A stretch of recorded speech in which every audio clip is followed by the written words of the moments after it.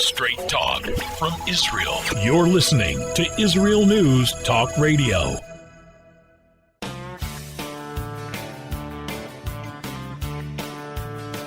Welcome to Returning Home. I'm your host, Natalie Zapinski. I want to talk real quick about this, a very exciting time of the year. This week has been so extremely busy. Every night, a group at the pool. Every night, I have another place to go to celebrate or to commemorate. One of my children is just awesome. It's happening all over Israel. This is such a busy time. Last night, my daughter, Kita Chet, the 8th grade, did their big show. It was 2 hours long, a play with dancing in the middle. It was amazing. It was so great to see these girls I've known my whole life since they were little girls, little 5-year-old girls. And now they're, 14 and dancing, and they're like beautiful women. It's very exciting. The night before, I was in Yerushalayim for the parents' night to see the Mechina, where my second son will be attending for his army prep year. And that was totally different. That's in Kerem, in a beautiful neighborhood of Yerushalayim. It was like a little artsy village. Oh, I loved it. And he's going to have a great time there. The night before that, I had my son's concert at Kinor David, the music yeshiva. And they did their big end of the year concert up there on the hill in Ateret. Just beautiful, just amazing. And I'm exhausted every day this time now because these are long nights far from home, and it's a tough road, but it's totally worth it. It's very exciting, and I think it's just so funny. Shabbat's coming up, and no one is going to be home. Only one child would be home because my kids are so independent. I love it. This will happen to all of your children when you move to Israel. They just are independent. I mean, I have a 14-year-old boy. He's taking a boat with friends of his to Cyprus today. A friend of ours is a skipper, and he's needs to keep up his license and do these long trips. So they're going all the way to Greece, dropping my son and his friend to Cyprus. They're going to be there for Shabbat at the Chabad, and they're flying home. I mean, the kids just having this amazing adventure. My other boy is going to be in friends, I don't know where, in the Shomron. My girl is going to the Kinneret, 14 years old, traveling with a friend all the way up to the Kinneret. These kids are very independent here. It's an amazing place to be. It is so different than the way I grew up, and it gives them such confidence in the world. It is just great to be Israeli and young and confident, and this is the place to be. This is the place to bring your family and watch them grow. Stay with us. We'll be right back with David Rubin, who has been in Israel for 30 years and is the author of several books, including Trump and the Jews.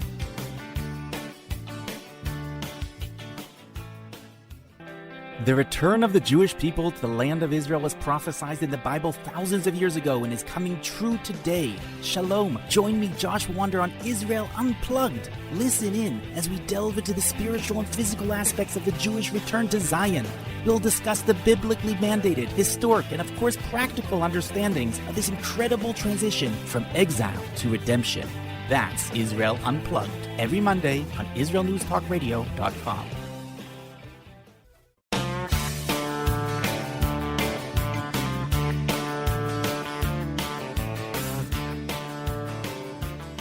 Welcome to Returning Home. Joining us today is David Rubin, who I met recently at a yeshiva event with my son, who is in 12th grade. David also has a son in the same grade at the music yeshiva, Kinor David. Some of you may remember I speak about this amazing place now and then. But David was, an American. I was very surprised to see an American couple. He was there with his wife. We got to talking. And they live in Shiloh, which is north of Yerushalayim, a very big yishuv up there in Benjamin. And he has a very interesting story. He's been here 30 years. And I invited him on the show. And I just want him to tell us, his Aliyah story. It's a long one and worth listening to. I think David came here when he was in his 30s. So David, take it away. I'm not gonna interrupt. I just want you to remember our audience needs to be inspired and encouraged. And I know you've overcome some hardships. Please, don't hold back. Okay. Well, I'm not not one to look at things with rose-colored glasses. I do speak very much Dugri. There's a good bit of Israeli slang for you. Dugri means direct talk, and I say it as it is. And so look, a lot has happened in these 29 plus years that I've been living in Israel, and I'll give you the short version of the story, and then feel free to jump in with any questions at any time. I might add, I probably should add, that my story is not your average story of an immigrant to Israel. Usually it goes much simpler, a lot smoother. Although I happen to think that things went very smoothly for me. So there you go. First paradox of life in Israel. I came to Israel on Aliyah in 1992, and it was 2 days after the election of Yitzhak Rabin as prime minister, and there was quite a change for Israel, and it brought on the Oslo Peace Accords, as they called it. And after that came the worst waves of terrorism that Israel has ever experienced. Okay, I want to stop you. Tell me about you. How old were you? Where did you come from? Why did you come? Who did you come with? Did you have any family here? Okay, I was 35 years old when I actually made Aliyah. I came by myself. I moved to Shiloh. I lived in a caravan, which is one of these no-frills trailer homes. And actually, at that time, they really were no-frills trailer homes. Now the caravans that they have in a lot of the Jewish communities in Judea and Samaria are very nice caravans. They call them caravilot, like caravillas, and so they're a lot nicer now. But at that time, it was very much no frills. Yeah, it's like living in a truck. Yes, you could say that. And look, I moved there. I moved to Shiloh because I really felt that it was important to do so, and I was entranced by the biblical connection with the land of Israel. Okay, why don't you explain that a little bit, because not all our listeners are familiar with. Go ahead. Look, I saw a biblical quote from the book of Joshua that said, how long will you wait before coming to take possession of the land that the Lord God of your fathers has given you? And there it was in front of my eyes. There's an actual place called Shiloh. So a lot of Americans might say Shiloh, but the actual Hebrew is Shiloh. And I was entranced. I said, I got to go see this place. Okay, David, you're skipping so much detail. I mean, you weren't watching a movie. It wasn't a commercial that had that quote. Tell me where you were. It was a brochure. It was a brochure really? That was put out by the Absorption Committee. Okay. From the community, and I said, I have to see what this is all about. Where were you? Where were you when you got that brochure? Were you already in Israel? I was in Israel, yes, and so I arranged to go there for a Shabbat, and so I did, and it really was what I was looking for. It was a community with they had this miguron, which is a half a caravan, basically half the size of a caravan, so it's even smaller. I don't know how to describe it in cubic feet, but it was maybe 40 or 50 square meters. and it looked fine. Looked fine for me as a single guy, and it was a community with which was up in the hills, was and is up in the hills, with very fresh mountain air. Within an hour drive to Jerusalem, and the yeshiva and a basketball court. You know, Okay, it had I wanna everything I stop- needed. Right. I love it. I want to stop you there. Now, this is 30 years ago, and this is before Facebook, and this is before the internet, and this is before cell phones. So, how did you get there? Did you took a bus there? Did you make an arrangement? Did you call someone and say, "I want to come see it"? What'd you do? Well, I happened to connect with somebody. There was a family that I had met in the States who was living there. So I arranged with them that I was going to come visit them for a Shabbat. Okay. And they were married with several children, young children, and I moved there. All right. I moved there. I went there for a Shabbat, and I took a bus, the public buses that go to Shiloh, and that's what I did. Excellent, excellent.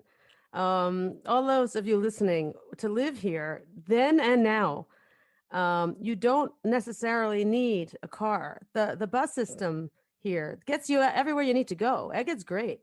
Everywhere. yeah. Even communities that have just 10 families. Yeah. There is always a bus that comes in a couple of times a day. It's pretty amazing. Not only does it like drop you off in the road, sometimes those buses like go inside. You know, there are bus stops built in these communities. Kinur David in Ateret, there's a bus stop, a proper bus stop with, you know, a bench and glass and a sign. It's pretty amazing. It's also very cheap. Traveling here on the buses is cheap, not as cheap as it once was, but it's, you know, 12 shekel, 11 shekel, 16 shekel, which is, $4 to go far. I mean, this is an hour and a half outside Jerusalem. These are places that people are afraid to drive.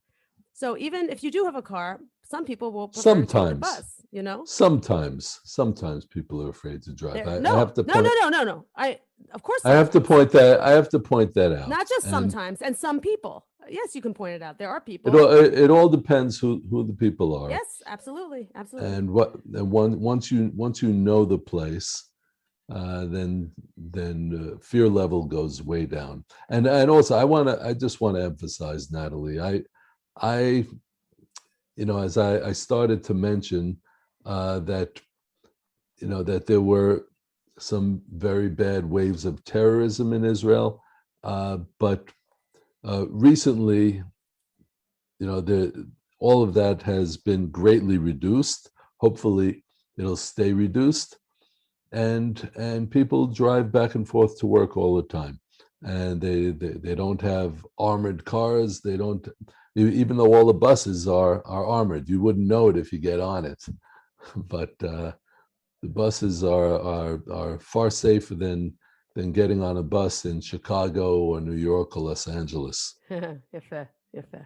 Okay, I just wanted to set the stage a little bit so people understand. You're a single guy, 35 years old, and basically looking to start a new life. And you did. You went, you found a half a truck, and you said, "I'll live here, no problem. It has running water and a toilet," right? That's right. That's what I was looking for. Okay. Sorry, give us a little bit who you were at that time. Were you a banker? Were you in marketing? Were you a teacher? Were you a shepherd? What were you doing before you came to Israel? I was a shepherd from Brooklyn. No, I was living in New York. I was a teacher, and I was teaching in the New York City public schools. And I was also teaching for some time at Brooklyn College, and so when I came here, I came here all prepared to work, except for one small thing, that my Hebrew was quite deficient for an Israeli. I was told, well, you can teach, but you'll have to go through a retraining course. for several months, and then you can be certified to teach in Israel as an English teacher, and you could teach up to and including high school level. So that's what I did. Okay. I taught in Israel for 15 years, and then certain things happened that kind of changed my life and changed my career direction.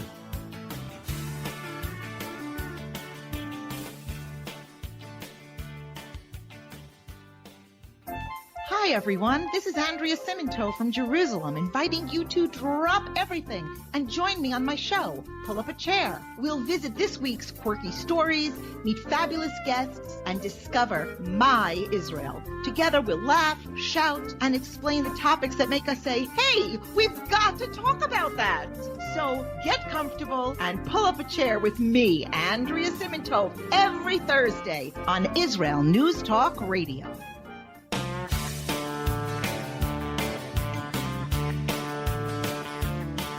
Welcome back to Returning Home. We are continuing our talk with David Rubin.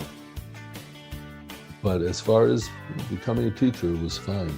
Good. You continued on your same career. You did not do a career change. You didn't face any obstacles like, I can't do anything here. I got to find something else. All right. Teacher salaries were very low at the time, but then they substantially raised the teacher's salary about the time that I had a career change. All right. So tell us what happened after, what was your life like for those 15 years? Did you get married? Did you move? Did you experience any adventures, hardships you want to tell us about? Well, as I said, I moved to Shiloh, to this little Miguron half caravan, and it was fine. It was fine for me as a single guy. I made a life for myself, but I was only there for about 6 or 7 months when I met someone who would eventually become my wife, and we got married within a few months. Nice. So within a year of my aliyah, I was already married. That's great. So we've been in Shiloh ever since. Wonderful. Now she's American too. How did that happen? So we met actually through a matchmaker in Jerusalem. How's that for you? And she was living someplace else, and it just worked. Yeah, and I must say, back then, I wonder how many 35-year-old bachelors there were, olim in Israel. I can't imagine there were many back then. Well, I don't know. There probably were some. Not too many, Hey, I wasn't in the matchmaking business at that time, so I don't know. But yeah, there are a lot more older singles now than there were then, unfortunately. Yeah. And that's another challenge we can all be working on, right? Wherever you are. So we got married. We lived in Jerusalem for a few months, and we came back to Shiloh. And I continued my life. I was teaching for many years, and then at the end of 2001, the terrorism had been greatly increasing because of Israel's plans to give away territory in the heartland of Israel to the Arabs who were calling themselves Palestinians. So there was a terrorist attack in which I was wounded. Shooting attack. I was wounded along with my 3-year-old son, and that's basically the terror attack that changed my life, because what came out of it, and I mean, I'm not going to get into the whole story, but we had a miraculous survival from that terrorist attack. We were both wounded, yes, but we survived. And as a result of that, I started the Shiloh Israel Children's Fund for the purpose of healing the trauma of terror victim children and also restoring the lost innocence of childhood to their lives. So we have a lot of therapeutic and educational programs. Beautiful. And frankly, we have greatly improved the quality of life for everyone that lives in our whole area of Samaria, because we've supported not only our therapeutic center where we deal with trauma-related issues, but we also support the schools, and we build playgrounds and support youth programs. So there are a lot of great things that are happening as a result of the Shiloh Israel Children's Fund. Well, as a result of you. Well, as a result of a situation that I was put in. And, we have an expression in Hebrew, Hakol L'Tova, Right. which means everything is for good. And it doesn't mean that bad things don't happen to good people. We know that. But we also know that everything that happens to us, we're supposed to look at it and say, okay, this is a situation.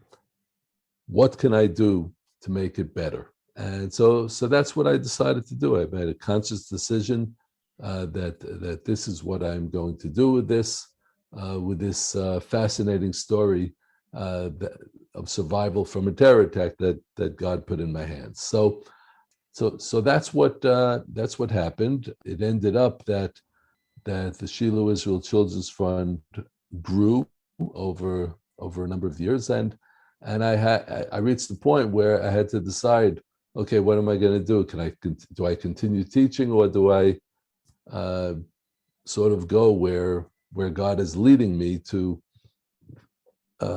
just concentrate full time on the Shiloh Israel Children's Fund, and so that was a career choice, and I had to, I sat with my wife, and I realized that I could survive on doing that, and there was just no question that it was what I had to do.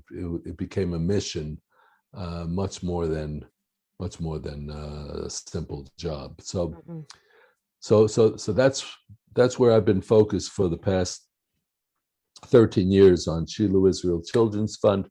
And I actually wear two hats because what grew out of that was the writing of books and articles and speaking out about Israel. So I wrote my first book back in 2007, which is called God, Israel, and Shiloh. And that's where I tell my story of my return to the people of Israel in the land of Israel. And then I've written 6 other books since then. My most recent books are Trump and the Jews, which I wrote 3 years ago. And the most recent book that just came out a few weeks ago is called Confronting Radicals, What America Can Learn from Israel. And yes, there is a lot to learn from Israel, both from our successes and from our mistakes. I love that. I love hearing that attitude. It's so true. I wish that more Israelis would look at Israel as a winner and not a loser. I had a conversation yesterday with a woman. I run the secondhand clothing store here, and this woman approached me and asked me if I wanted to get involved with this organization that helps Israel and ships clothes from America. And I said to her, we're fine. We get our clothes from Efrat. And she said, oh, but no, these are from America. They're really good. And I yelled at her. I said, you are just like all these other Israelis. What's wrong with you? The clothes here are good. We have Fox. We have Renoir. We have good stores here and good clothes. Yep, that's actually absolutely true. Nachon. That's right. Yeah, it was ridiculous. And she said, to bring these clothes over, you have to pay this much money, 1,000 shekel. I said, I'm not giving 1 cent. Why? Yep. Yeah, well, 30 years ago it was different, but today people ask me, what do you miss in America? And the truth is, there's hardly anything. Yeah, I hate that question too. There is hardly anything that I can't get here. One more, I'll up you one. There are very few American products or products that you had before that you can't get here. Plus, there are excellent Israeli products. That's true. You're here and you love it, and your loves and your likes change. I never had ta'anim, figs from a tree in my life until I came here. I never had that other food, tamarim, dates, as a dessert. Ever in my life. Here, it's a dessert. Okay? Yeah, you change. You change. This is the land of Israel, and you need to absorb it and appreciate it, and you will, without any effort. Since I just told this story of terrorism, I never, people say, well, yeah, but you're supposed to be encouraging people to come make Aliyah and to live in Israel, and talk about the terrorism. What a downer! But it's really just the opposite. You didn't say anything, David, about it. You didn't tell us any detail at all. Okay, well, look, I could go into detail. It's really unnecessary. It's all written in the first chapter of my book, my first book, God, Israel, and Shiloh. Okay, Actually, but David, I have you here on the radio. Just tell us. Can you just say, was it a shooting attack? Were you on your way home? Were you? I said it was a shooting attack. Okay. It was a shooting attack. The car went completely dead when the bullets hit. I tried to start it over and over. I couldn't start it. I looked at my son. I asked him if he was okay. He said he really couldn't respond, basically, and he looked like he was in shock. When I finally got to the ambulance, I got away from the terrorists and got to an ambulance. They discovered that he had been shot, and that a bullet had gone into his head and through his neck and missed his brainstem by 1 millimeter. Okay, how's that for details? And we survived, and we survived, and we're both alive and well today. So it's a miracle story. Yeah. And when miracles happen today in the land of Israel. Yeah. And they happen all the time.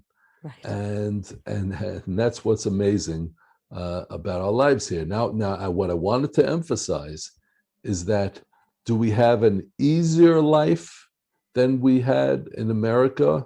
Not necessarily, and not necessarily not, but we definitely have a more meaningful life, a much more meaningful life than people in America have, because we are part of this amazing story of a people, of an amazing true story of the only people in the world that got exiled from its land, that 2,000 years later came back to its land exactly as written in the writings of the prophets, and rebuilt a country. Stick around, we'll be right back with more Returning Home.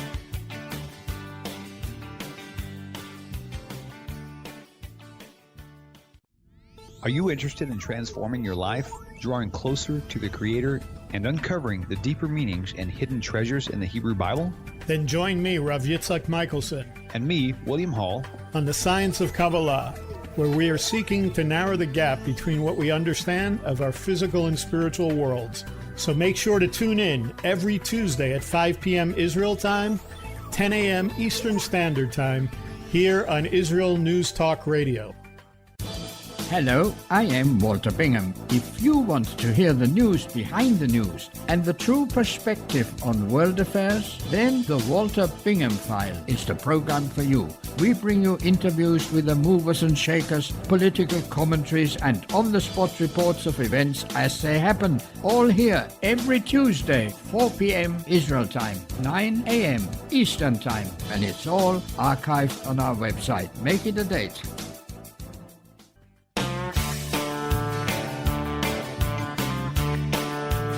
Welcome back to Returning Home. We're continuing our final segment here with David Rubin. And rebuilt the country almost from scratch. Mark Twain wrote about his visit to the land of Israel in the late 19th century, and he talks about a decrepit land, right. An abandoned land, where there is hardly a person walking, where there is hardly a tree that is alive, right. Where there are no plants and no flowers, and it's just a forsaken land. And so, but the early settlers who came to the land of Israel, the returnees, who came here and settled the land and rebuilt it, and this has been going on for well over 100 years, about 130 years now. And guess what? When I walk out into my garden, I see a pomegranate tree and a fig tree and a lemon tree and all of this all of these plants and trees and natural wildflowers everywhere. The desert is blooming again, and that's exactly what is written about in the writings of the prophets. So, I'm sorry for getting, too religious here. I hope that your secular listeners won't be turned off by it, but it's reality. It's not not some fantasy. It is real. Yeah. And yes, we do have certain challenges in Israel that you don't have in America. But if somebody wants to read my book, Confronting Radicals: What America Can Learn from Israel, you will see that actually the challenges in America have a lot of similarities, and but here in Israel we can deal with it because it's our challenges, and we have the power to combat it if and when we really do decide to. And here it's like one big family. Every minute that I walk in the land of Israel is a privilege, and I really feel that it's a privilege. And even tourists who come here, they come here and they say, I feel so safe. Everyone was so worried about me coming. I feel so safe walking in the streets of Jerusalem at all hours of the night. So it's just amazing, and it's real. It's real. That's right. That will be enough to convince many people. That fact, I endless stories that you bring to mind when you say things like that. I used to speak about the safety here, and I would say there is no crime. There's just literally no crime here. I remember being in the States and taking my little babies into the bathroom with me in a supermarket and locking the door. I couldn't leave them for a second out of my sight, out of my hands, because there's kidnapping. The crime of kidnapping is a very real danger in the States. Here, there is no such thing. Here, the kids are out and about. I don't know where they are. And it's different. Yeah, there's one phenomenon a very Israeli phenomenon that always strikes me, and I've been seeing it for years. I go into a store and there's nobody there. There's no. I would say, where's the salesman? Where's the guy behind the counter? And there's nobody around. Right. And I'm looking and saying, slicha, excuse me, no,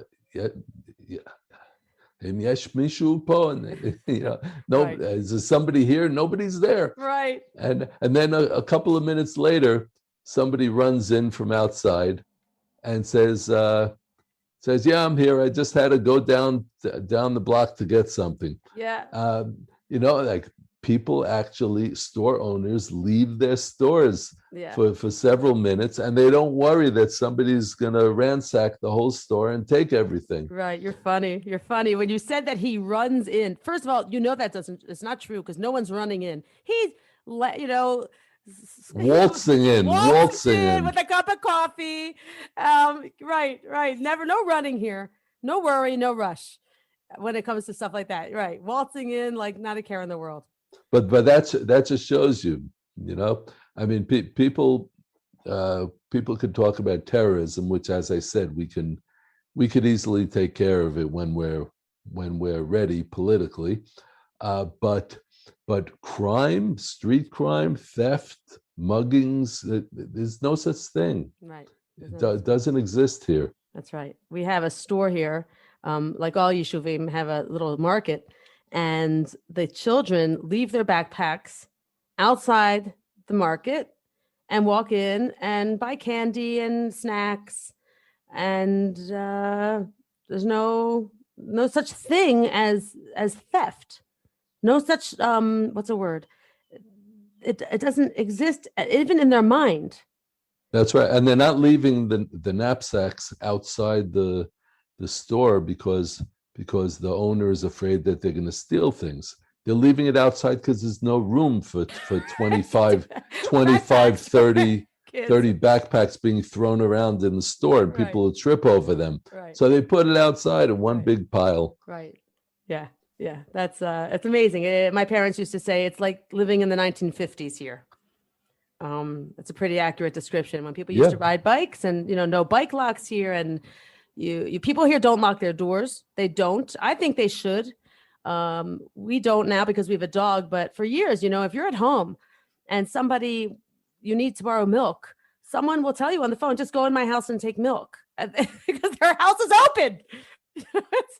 Sure. Crazy. So that's truly one of the great things about being in Israel, and we're a country that believes in the traditional family. It's a country which where nobody is telling you that you can't say the word mother and you can't say the word father, and that it's okay. It's okay to be a traditional mother, father, and children family.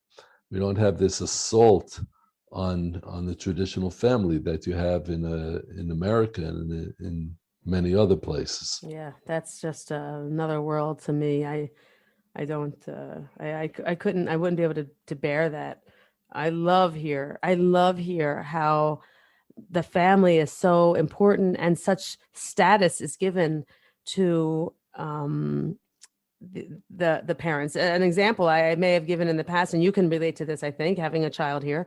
When you go to the kindergarten, the GAN, and the child has a birthday, a 3-year-old birthday, 4-year-old birthday, the birthday party is at 10 o'clock in the morning. And they have chairs set up, 3 chairs, one for the child and one for each of his parents, sitting next to him like a king on the throne.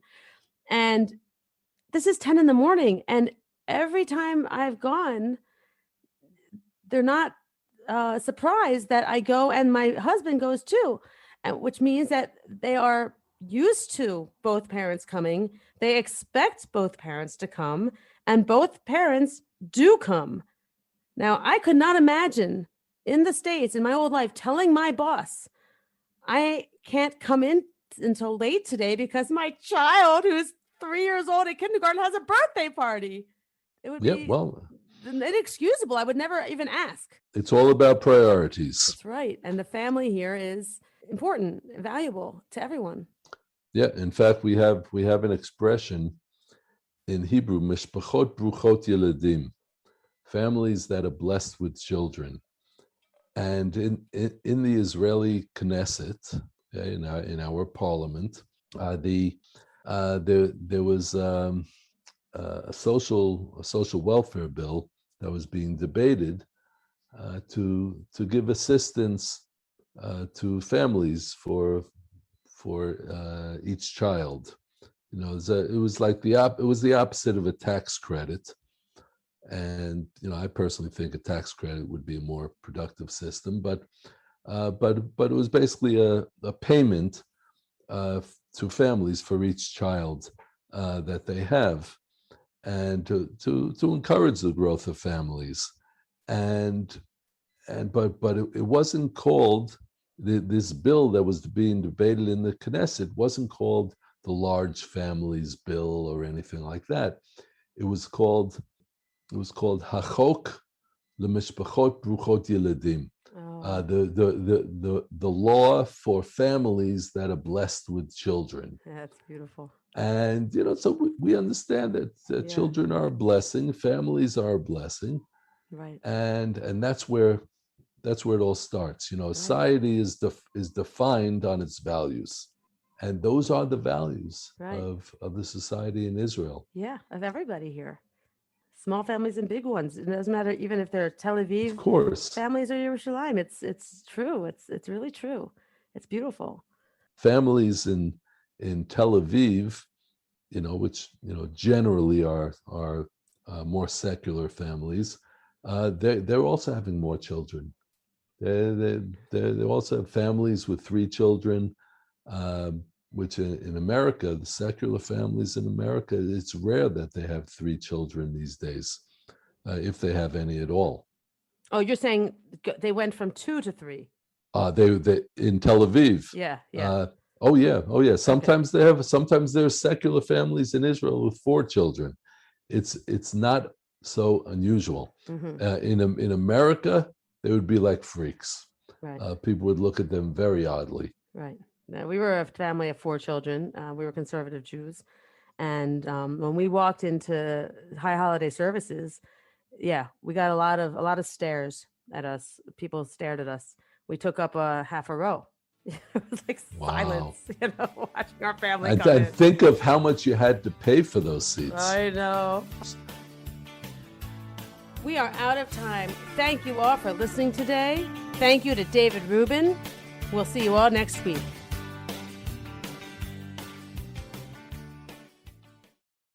If you love Israel News Talk Radio, then you'll love our Facebook page. We keep you up to date on what's happening in Israel, plus little surprise treasures that we don't share on the radio. Go now to follow us on Facebook. Just look for the Israel News Talk Radio Facebook page, and don't forget to subscribe and follow us by clicking on the like button. We post great stuff there that you'll want to share. Israel News Talk Radio on Facebook and Israel News Radio on Twitter. If you're hearing this message, everyone else can too. Advertise with Israel News Talk Radio and get your message out to people. We'll build a personalized package for you. Contact advertising at IsraelNewsTalkRadio.com. Straight talk from Israel. You're listening to Israel News Talk Radio. Hey, this is Jake in Anchorage, Alaska, and I love listening to all the super interesting interviews and up-to-date information on what's happening in Israel. Hello, this is Anna King, originally from London, now living in Israel. And what can I say? Israel News Talk Radio is my cup of tea. My name is Bhaskar. I'm from India, and I love listening because you get to know the truth and wonderful voices from this lovely country. Mom! Okay, wait a minute. Hi, this is Chava Dax, and I'm calling for the rolling hills of Ma'ale Adumim, just north of Jerusalem. I always listen to Israel News Talk Radio to get all the latest news and commentary and to keep me up to date every day. This is Sarah Dax from Ma'ale Adumim, and I'm 12. I wish Israel News Talk Radio was boring so my mom wouldn't listen to it all the time. Mom! You're listening to Israel News Talk Radio. News, opinion, and more. You're listening to Israel News Talk Radio.